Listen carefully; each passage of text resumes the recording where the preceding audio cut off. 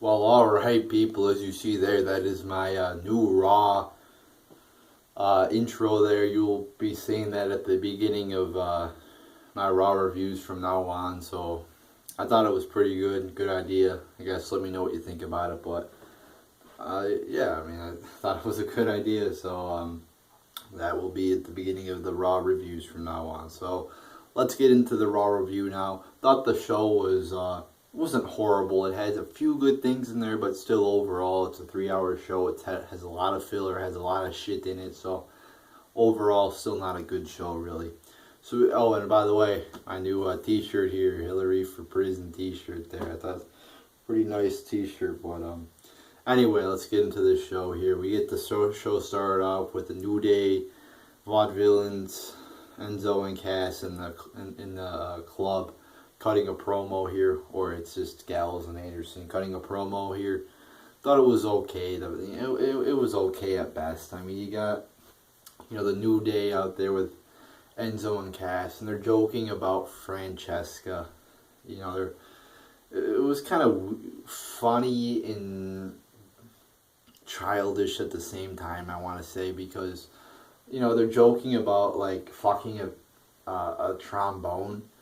It's like, why can't you just make a joke actually about, like, if you're going to make a joke about that? It's just, I don't know, it just seemed a little bit weird to me, but it was kind of funny how Colin Cassidy referenced, I believe he referenced the dildos on the New Day's head as pleasure things for women, which was kind of fucking like damn, that's fucking like TV 14 shit right there. And like I said, they, Xavier Woods is like, I'm the only one who gets to blow Francesca, even though he's a fucking guy. I mean, that's kind of fucking weird, but whatever. It was still kind of funny there. But like I said, you could have your funny moment, whatever, have that. But they didn't really do anything to build up to this match. It had a funny moment, but I mean, it was just kind of weird how, with how it's over a fucking trombone, and they're talking about like having sex with the trombone, and just kind of a little bit weird. But they should have done like more to build up to the match. And when they had like 4 teams cutting promos here, it's hard to fucking build up. It's hard to have a good promo when you only have like each team only gets a few minutes on average to talk a little bit. So it was an okay way to start off the show. Just wish it would have been a little bit less focused on the jokey, kind of comedy there, and more.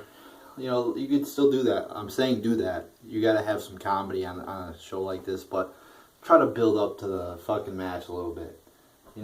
But whatever. Okay way to start the show. Then we get the Vaudevillains in Gallows and Anderson defeating the New Day and Enzo and Cass, and just a boring fucking match. Your typical tag fucking match here.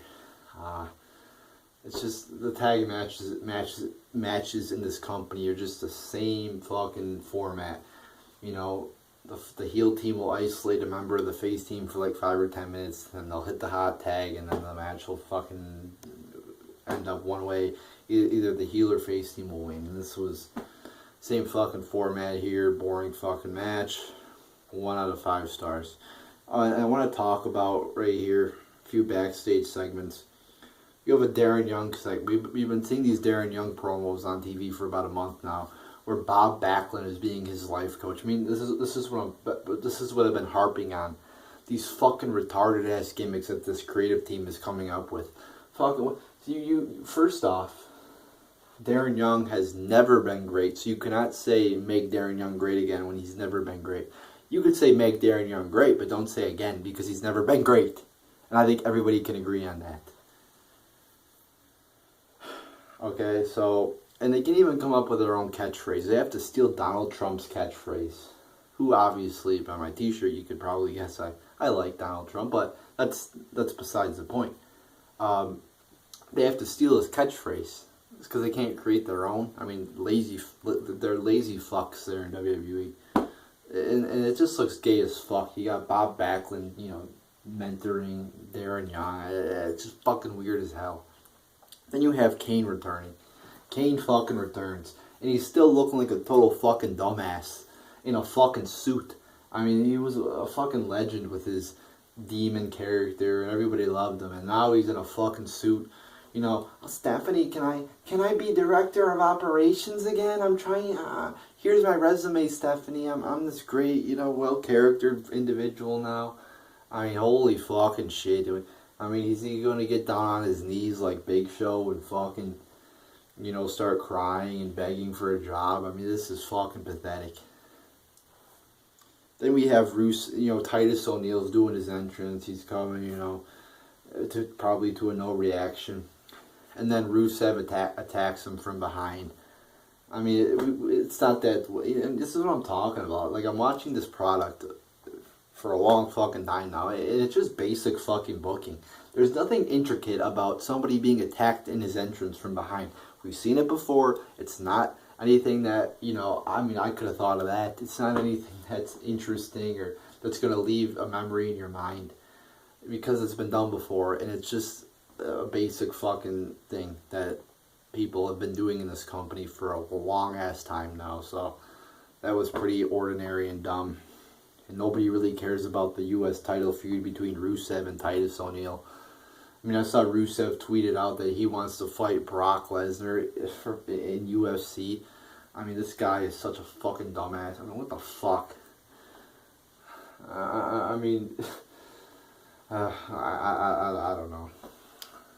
Then we get the Shield promo here, Ambrose Asylum. I thought it was pretty good. Thought it could have been a little bit better, but I still thought it was good. It was cool to see, you know, the three guys there together. You could kind of call it a reunion, except they didn't really like each other. The promo was decent. You know, Rollins, I thought, carried it. Because, you know, they hardly let Reigns talk, really. I mean, he cut his normal 2-minute promo there. I'm the guy. So he cut his normal 2-minute promo. You know, Rollins went off. I thought Rollins cut a good promo there. And then at the end, you know, they were kind of talking about the good moments of the Shield. And then Rollins was like, my favorite moment is when I fucking kicked your ass, Reigns, and hit you with the chair. And beat you at WrestleMania. Then he went off on how Reigns has never beat Rollins, and I thought it was just a good fucking promo. And then at the end there, they get in a little brawl. I liked how at the end, you know, Ambrose was like, I could win Money in the Bank and cash in, and then Ambrose got Reigns there with his finisher. So I thought all in all, pretty good segment. Not great, but it was definitely a good segment there. You know, and I mean, it's pretty much impossible to have a great segment when you got a piece of shit like Roman Reigns involved in it. So they worked with what they got, and it turned out, you know, I guess you could say they made chicken salad with chicken shit, which is kind of ironic because last week in my Raw review, kind of coincidence here, I titled my Raw review "Chicken Shit Rollins Returns." So. There's chicken shit. I brought up chicken shit this week. I brought it up last week. It's kind of a coincidence there. Then we have Paige defeating Charlotte. Speaking of shit, Paige defeating Charlotte. Are you kidding? This is a problem with the Divas division. And quite frankly, a lot of what WWE does. They'll have a jobber just beat a champion or a guy who's way above that jobber's level in the realms of WWE. And that will devalue in this case, it will devalue Charlotte's worth. But then I guarantee you they will not do anything with Paige. She'll just keep being a jobber, and that's how they fuck up this division, and that's how they fuck up the company. Or, you know, one of the reasons why, because they do shit like this. This was a dumb fucking match, 0 out of 5 stars. This is how you ruin a fucking division. This is how you fuck up the Divas division. You have jobbers like Paige, who hasn't even really been on Raw, it seems like, in the past, like, what, fucking 4 to 6 months, just come right on back and beat Charlotte. What the fuck is going on? Then we have Sheamus defeats Zack Ryder, and this is what I'm talking about, filler. A dumb fucking jobber match. 0 out of 5 stars, obviously. Then you have, so apparently they're going to do Sheamus versus Apollo Crews at the fucking pay-per-view. Wow, I'm really going to,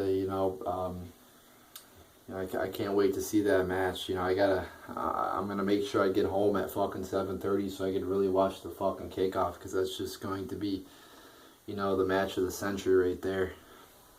But anyway, you got, like I said, just basic fucking booking. You have Apollo Crews. Sheamus just beats up on Ryder a little bit after the match, and Apollo Crews comes in for the save. Oh yes. So that fucking shitty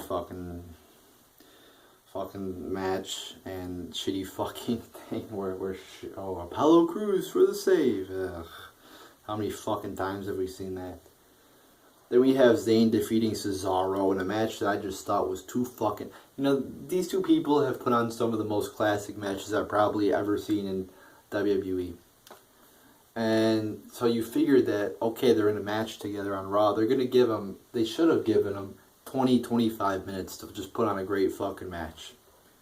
But no, they only give them 10 fucking minutes. This is what they should have done. You have shitty ass matches like Sheamus versus Zack. What the fuck point does that match have? It doesn't. So fucking take that match out and give Cesaro and Zayn 10 more minutes or 15 more minutes to put on a great fucking match. They started off well, and I'm thinking, okay, I'm thinking 10 minutes into the match, okay, this is a good start. Hopefully this match goes on, fucking 10, 15 more minutes. And then it just ended with a fucking, sunset flip or some shit. I don't even fucking remember. It was a cool fucking way to end it. Cool move I remember to end. I don't even know what the fuck it's called. But, it wasn't a sunset flip, I don't think. But, I don't even know what that move's called when, fucking Cesaro was trying to powerbomb him and then Zayn reverses, whatever, into the cover. It's a cool fucking move, but that should have been... The match should have kept going on from there and developed into a great match, but instead they just fucking cut it off here. Because I guess Cesaro and Zayn, they don't want him to outshine Reigns too much. You can't fucking outshine Reigns too much. I don't fucking know, but yeah, just a fucking okay match. I'm gonna give it 2.5 out of 5 stars. I just don't get why they don't let this match go longer. Then we have Styles and Cena cutting a promo. Thought it was a very good promo. Thought this was kind of the highlight of the night. You have the contract signing. Thought it was very good back and forth between the two. Cena says you could sign this contract or this one. This one you have your buddies at ringside with you. This one you don't. So I thought it was good back and forth. And I really like this kind of how they're building this match up. Kind of like the establishment wrestler. It's kind of like politics. You got the establishment wrestler Cena versus the indie guy, Styles. I think it's kind of interesting. They're kind of bringing in, elements that make it seem more real, talking about indie, like Cena bringing up ROH and independent wrestling companies, and Styles saying Cena varies people. It's just a very interesting storyline, I think. I think they've really done a great job of building it up. So, thought this was a very good promo here. Cena actually was fucking serious. Wow, he cuts a good promo. He's serious. This is what I've been saying this for quite a while now. When Cena isn't acting like a fucking child and isn't pandering to fucking children who are in fucking 2nd grade, he's actually good on the mic. He's 1,000 times better than Reigns on the mic when he's not pandering to children. And he proved it here once again. When he's serious, he is good. When he comes out there and says, "You can't see me, 5-knuckle shuffle," and fucking says all this bullshit, he's not good. He looks like a fucking retard. But when he's serious, he's actually pretty fucking good on the mic. And he's actually all around, he's got talent. It's just the way WWE portrays him is why he mostly the reason why he fucking sucks. So there you go. I thought that was a good promo, very good promo there. Then we have Del Rio and Owens defeating the Luchas. The stipulation was if Owens and Del Rio lost, that they would have their spot in the ladder match revoked, and the Luchas would be in. Thought the match was not really that entertaining. You knew that fucking Owens and Del Rio were going to win somehow. It just wasn't really that entertaining. It was what you would expect, Del Rio and Owens. They were obviously going to have some problems during the match, but then they, somehow found a way to win. And then Del Rio kicks Owens after the match. It's just, again, nothing out of the ordinary. I mean, it's a little bit more of thought put into this than, say, some of the, like Rusev just attacking Titus from behind. A little more thought put into this, but still not that good. So I'll give that fucking 1 out of 5 stars. That's probably a high fucking rating. I'm going to give it 0.75 out of 5 stars. Not even a star. It doesn't deserve a star. 0.75 out of 5 stars.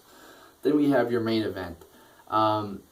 You got fucking Jericho versus Ambrose, and they decided to put, a bunch of people, all the other participants in the match. I think you had Cesaro and Zayn, or you had Zayn and Owens on commentary. Cesaro was a ring announcer. Del Rio was a guy ringing the bell. So you obviously knew there was probably going to be some brawl at the end. The match itself wasn't that good. Kind of just your typical fucking match between Ambrose and Jericho. Pretty sure Ambrose won. Yeah, Ambrose fucking won. And then Owens attacks him after, and it creates a big fucking brawl. Then Sami Zayn jumps on all 4 people, except Jericho's not in the pile. And then Jericho goes up and grabs the briefcase. I mean, it was a decent little brawl there at the end of the show. Wasn't anything like, again, not anything that was really that entertaining or that made you go, holy shit. But it was decent, I guess, how Zayn jumped into all those people.